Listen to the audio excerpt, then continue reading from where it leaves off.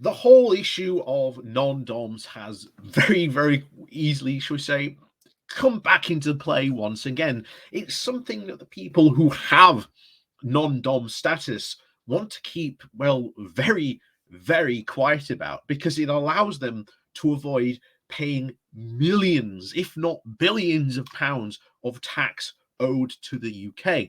And especially now, you look at Argentina. Argentina did what they did was a one-off wealth tax during the pandemic. That one-off wealth tax paid for all the equipment they needed, all the stuff that they needed to do for their own furlough, you know, payments, and then they still had money left over to pump into their health service system. And that was just a one-off thing that they did. I've said this before. We need to tackle the case of just these super wealthy, rich people who have millions upon billions of pounds sitting in random places throughout the world and just do nothing with it. But that money could be doing so much good in places like the UK. We're facing a cost of living crisis. We're facing an energy crisis, and I've said before, Labour has some of the answers to it. Putting a wealth cap, or at least the oil and energy companies that are making massive profits.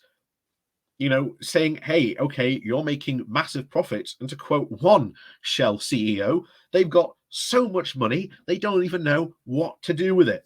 Maybe we should probably take some of that money and give it to, some of the less well-off in society, to at least make sure that they can heat, or at least, not only heat their homes, but be able to, boil vegetables.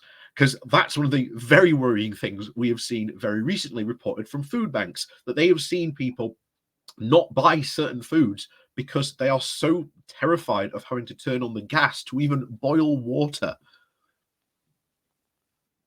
That is incredibly worrying. So it's today we have a look at what is Labour's new plan to get rid of non-dom status. Now, don't get me wrong, we've been here before. Both Gordon Brown, when he was in office, did try to get rid of it. However, there is believed to be a heck of a lot of lobbying that went on behind the scenes to try and force, Gordon to drop it. Unfortunately, he never went through with any of that. Ed Miliband also said in his manifesto that he would tackle the non-dom status, and getting rid of this needs to be done. It needs to be done and gone and got away with once and for all. It's a tax loophole that desperately, desperately needs to be closed. So, as always, before we do get into this, please do remember to hit that like, share, and subscribe button. And of course, down below, there is a link to my Patreon page and a donation link called Buy Me Coffee, where you can buy me coffee. And as always, thank you very much to all those people who do support the channel that way. So, on with this. So, this comes from The Guardian with the title of Rachel Reeves promises Labour will close the non-dom tax loophole. The Labour Party has vowed to abolish the non-dom tax loophole used by the Chancellor's Rishi Sunak's wife to save paying up to £20 million in UK tax. £20 million. Just think of all the good that money could have actually been used to do during, the pandemic, or right now, where we are coming out of the pandemic, used to, invest in infrastructure, roads, projects that would create jobs in all these left behind places. Will the Conservatives do that? Of course not. It's against our ideology to do that type of stuff. Rachel Reeves, the Shadow Chancellor, said, "It simply isn't right that those at the top can benefit from outdated non-dom tax perks, while ordinary people struggle with tax rises and the cost of living crisis." Rachel Reeves on Monday said that Labour was sending a very clear message to the global super rich. If you make your home in Britain, you should pay tax here on all of your income. Labour's pledge follows the revelation of Sunak's billionaire heiress wife, Al-Shalt Mukti, I think that's how you say it, that had been registered, of course, as a non-domiciled person for over 9 years and was paying an annual levy in order to shelter her foreign income from HMRC. This status meant that she could legally avoid all UK tax on annual dividends worth millions, which she collected from her family's IT business empire. Following days of mounting public and political outrage, she did finally announce this month that she would begin paying taxes on her worldwide income. However, she will not do so on the backdated income. She's also refused to give up her non-dom status, which could in future allow her family to legally means of avoiding all inheritance tax bills worth more than £275 million. Yeah. This is when you realize the amount of wealth these people have, you realize just how much it really needs to be tackled and how much good that wealth could be done if it's taken and starts spreading around. Investing in the UK could be worth so much more to so many people in the UK, and yet all that money is just sitting in a room somewhere effectively. It has also emerged that Sajid Javid, the health secretary, also held non-dom status for over 6 years while a banker, also allowing to avoid taxes and overseas earnings without breaking the law. While Labour and people who make the UK their home will contribute to this country by paying taxes on their global income, Reeves said, the Prime Minister and the Chancellor have spent the last few weeks preoccupied trying to save their own skins and have done nothing to try and tackle the spiralling cost of living. Even worse, they've made it even harder for working people to make ends meet by hiking national insurance. Reeves promises the Labour government would, quote, tax fairly and spend wisely to grow the economy. And of course, proponents of the non-dom status have warned that scrapping it could either deter business owners from investing in the UK and creating jobs. And this is what we always hear. This is what we always hear from stuff like this. Why can't we tax the rich? Oh, they'd take their money and go elsewhere. Where exactly are they going to go? Even if they did, it's not like their businesses aren't going to go.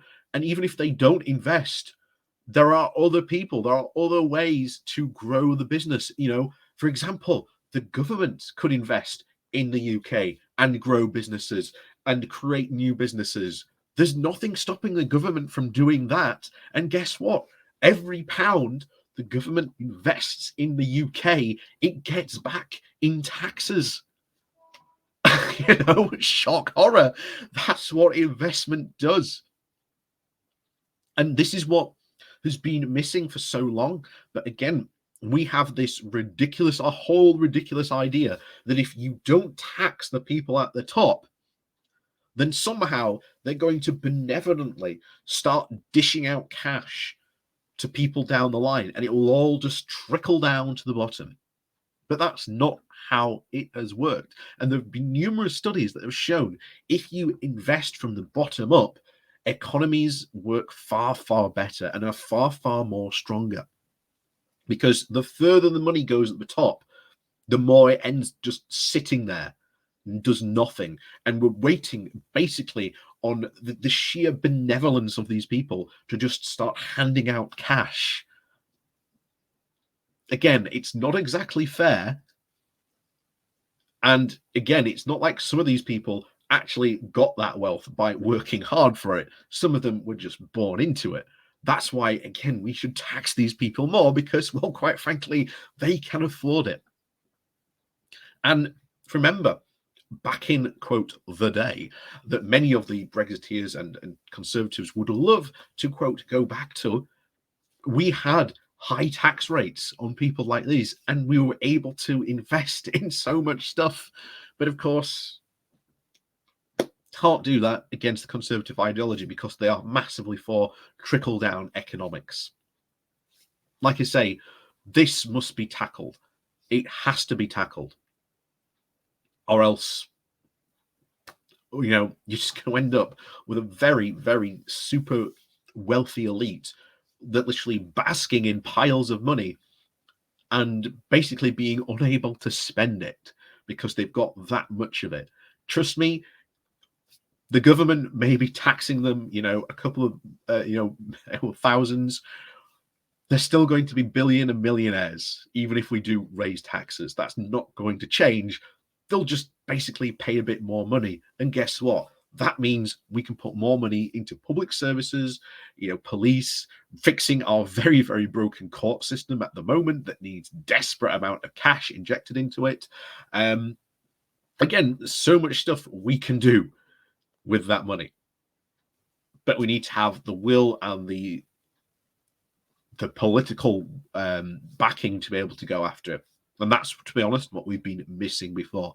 And that's why it is really been important that, we as, again, if you are a member of the Labour Party, push for that. That is why that is important. So, as always, thank you very much for watching. And of course, please do remember to hit that like, share, and subscribe button. And of course, down below, there are links to my Patreon page and a one-off link called Buy Me a Coffee, where you can, buy me a coffee. And as always, thank you very much for watching, and I'll see you all next time.